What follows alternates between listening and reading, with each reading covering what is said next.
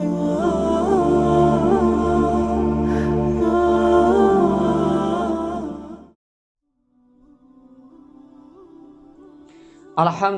وحده و الصلاة و السلام علی نبی بعده.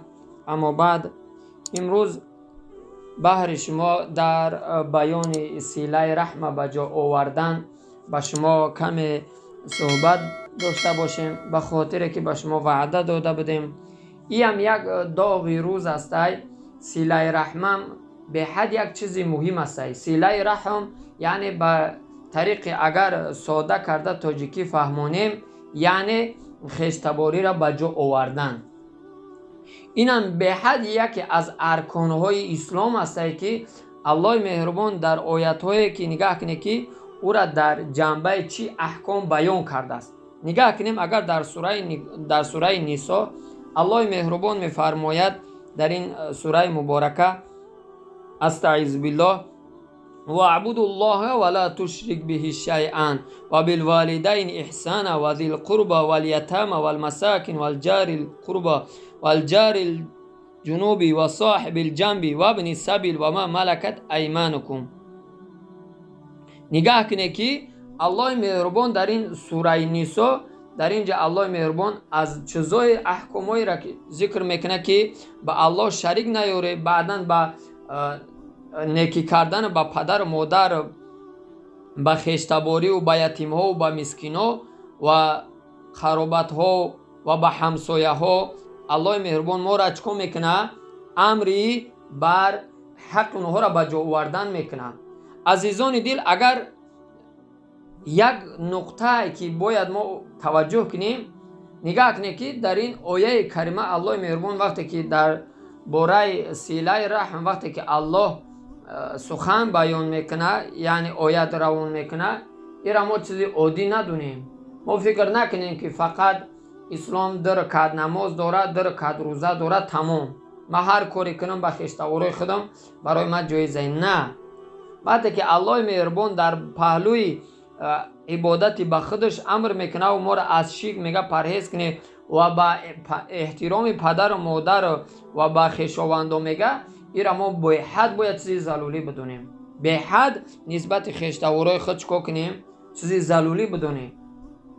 همچنین در سوره باز نساء هم الله مهربان میگه واتقوا الله الذی تساءلون به والارحام. نه از خداوند که یکدیگر رو به او سوگند میدید، یعنی به نام الله همدیگر را قسم میدید، از اینکه پیوندهای خویشان رو قطع نمایید، میگه بپرهیزید. از اینکه خشتباری قطع کنید بپرهیزید، یعنی کار نکنید که گناهی به حد زشت است، گناهی به حد گناهی هست که الله مهربان رحمت از شما قطع میکند. حالی در حدیثا میخونیم. همچنین در سوره رعد هم اگر نظر کنیم الله مهربان میفرماید استعیذ بالله والذین یصلون ما امر الله به ان یوصل. کسانی که پیوندهایی رو که خداوند به حفظ آنها دستور داده است برقرار نمایید. نگاه کنید در این آیه مبارکه الله مهربان ریشتای خشتباری را برای من و شما چکار میکنه؟ امر میکنه که به جا بیارید. امروز مالاسف اگر نظر کنیم چقدر بین ما همین عمل زشت هسته که نه به اکاو، نه به دادر خود، نه به تقوی خود، نه به خوله خود به هیچ کراس نمیگیریم. بعدا میگیم دین ما بر حق، دین ما این گونه است. وقتی که تو دین خود بر حق بگوی و ضربه بر دین خودت بزنی، به اکاو دادرت خشتباری نکنی، آیا کافر مسلمان میشوه؟ اصلا نمیشوه. صحابه پیغمبر دین اسلام رنگ ما با یک روزه و نماز اکتفا نمیکردن، هم نماز میخوندن، هم روزه میگرفتن، هم در راه الله خدمت میکردن، هم ریشتای خشتباری را به جا میوردن، هم صدقه میکردن، همه ارکان اسلام چکار میکردن؟ به جا میوردن. مالاسف امروز ما این گمراه که بعضی احکام دین مثلا پس سر میکنیم. از عبدالله ابن مسعود رضی الله عنه روایت میشه، میگه قال سألت النبی صلی الله علیه وسلم، میگه پیامبر خدا صلی الله علیه وسلم سوال کردم. در یک حدیث از رسول اکرم صلی الله علیه وسلم میآید، نه عفوا از ابو هریره رضی الله عنه حدیث میاد که پیامبر صلی الله علیه وسلم گفت من کان یؤمن بالله و الیوم الاخر. ابو هریره راوی اومد میگوید که پیامبر صلی الله علیه و آله گفت که کسی که ایمان به الله دارد و به روز آخرت دارد فلیکرم الضیف، مهمان احترام کنه.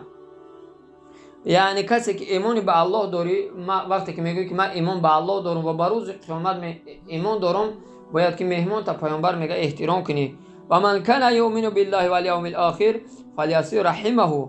با کسی که ایمان به الله داره و به روز قیامت داره، پیامبر میگه صله رحم به جا بیاره. پیامبر میگه صله رحم یعنی خشتواری به جا بیاره.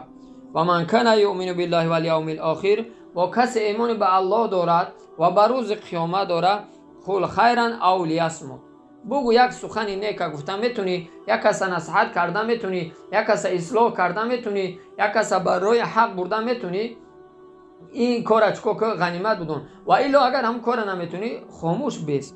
پیامبر صلی الله علیه و سلم میگه.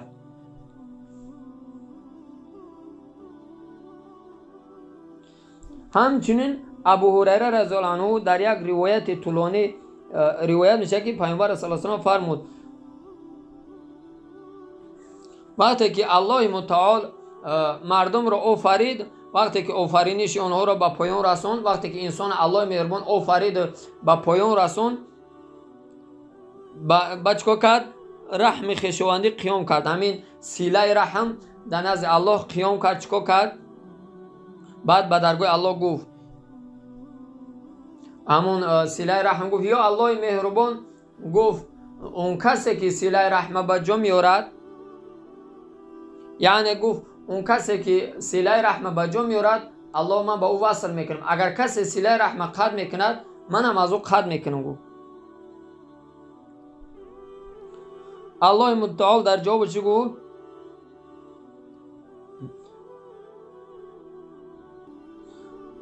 الله متعال در جواب همون صله رحم گفت که آیا راضی نیستی که با کسی که حق تو را ادا میکند نزدیک و از کسی که حق تو را به جا نمی آورد دور شوم.